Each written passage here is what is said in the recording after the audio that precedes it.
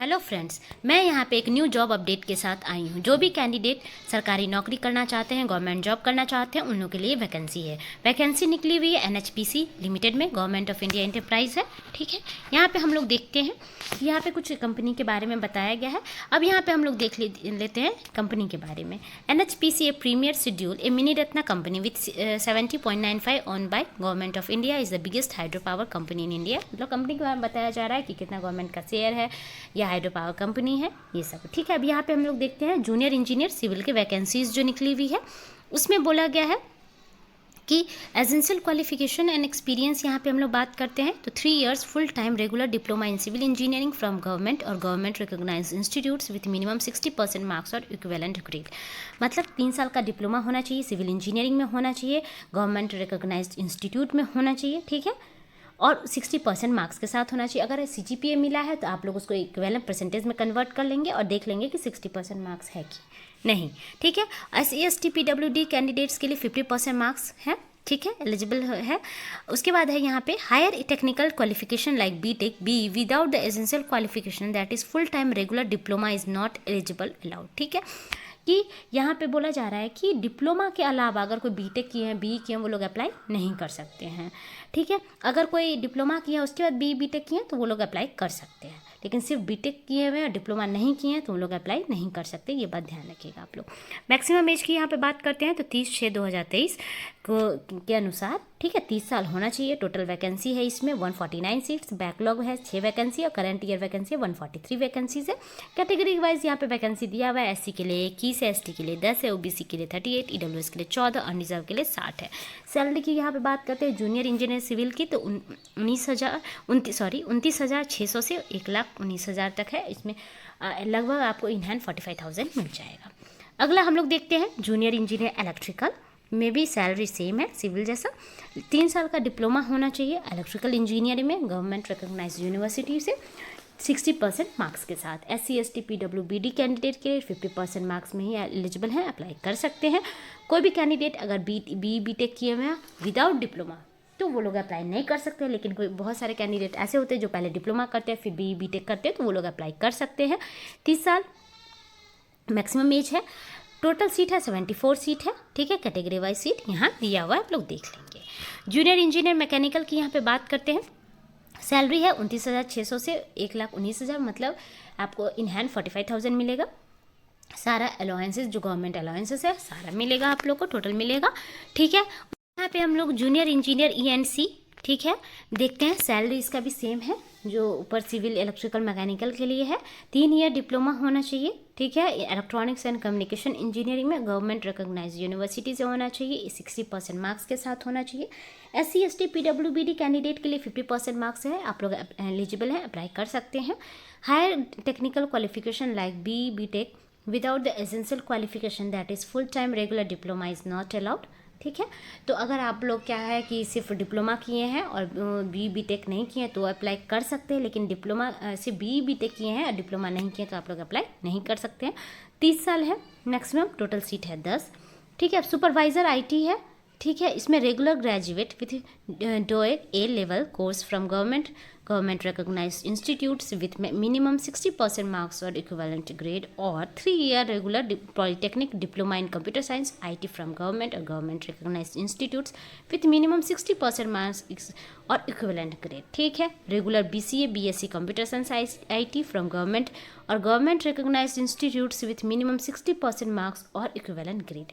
कहने का मतलब है कि अगर कोई रेगुलर कोर्स किए ग्रेजुएट किए हैं, अगर DOE का A लेवल कोर्स किए हैं तो और गवर्नमेंट रिकॉग्नाइज्ड यूनिवर्सिटी से तो आप लोग अप्लाई कर सकते हैं। सेकंड कि अगर कोई 3 साल डिप्लोमा किए हैं कंप्यूटर साइंस या IT में पॉलिटेक्निक किए हैं वो लोग भी अप्लाई कर सकते हैं। कोई रेगुलर BCA और BSc IT किए हैं वो लोग भी अप्लाई कर सकते हैं।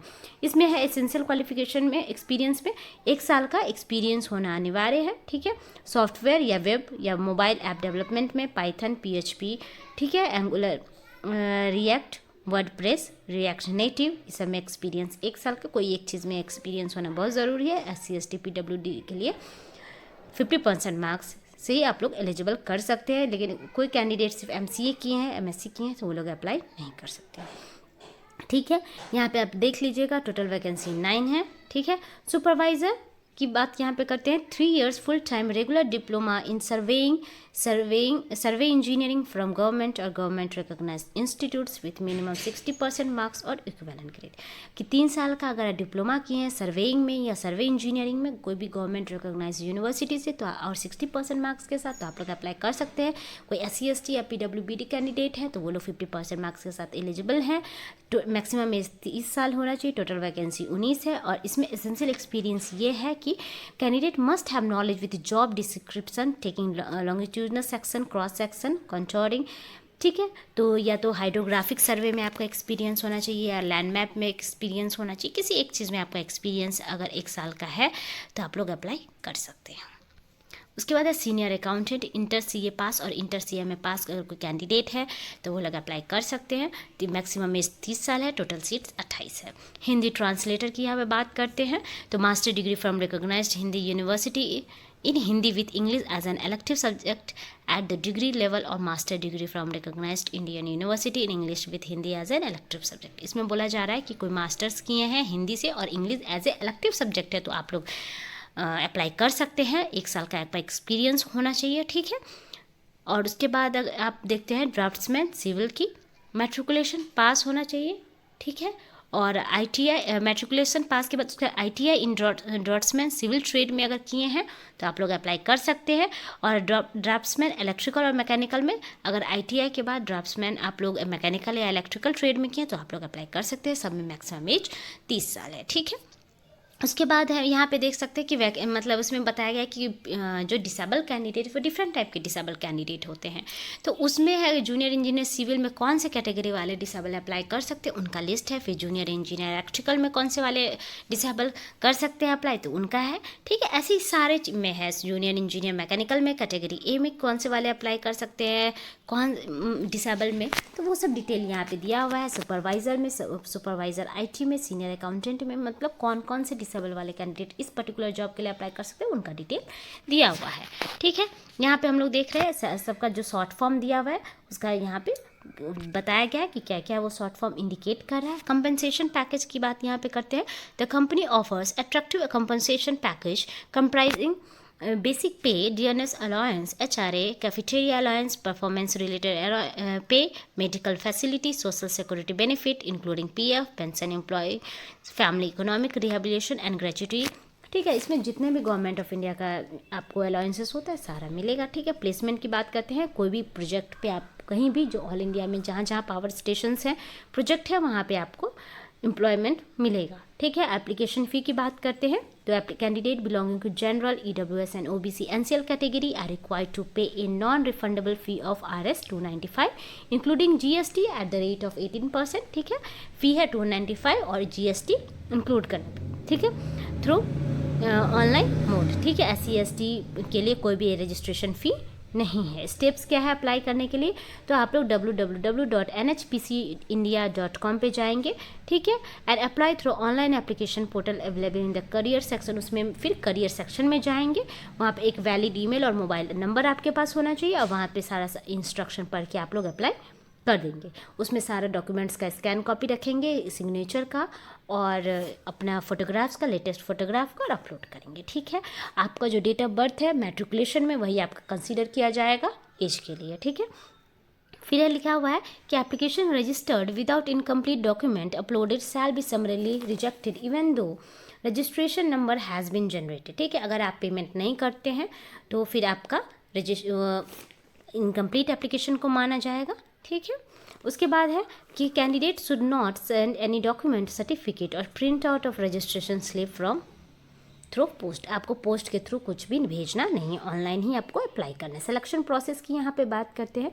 The candidate registered online with NHPC and have fill all the requisite information in conformity with eligibility criteria shall be provisionally allowed to appear for computer based online test, ठीक है। आप पहले CBT टेस्ट होगा, ठीक है। Minimum qualifying marks in CBT for consideration of candidate in selection process. CBT में कम से कम general OBC EWS को 40% मार्क्स लाना होगा और SC ST PWD कैंडिडेट को 35% मार्क्स लाना होगा। Based on merit of online test the final selected candidates will be given provisional offer of appointment.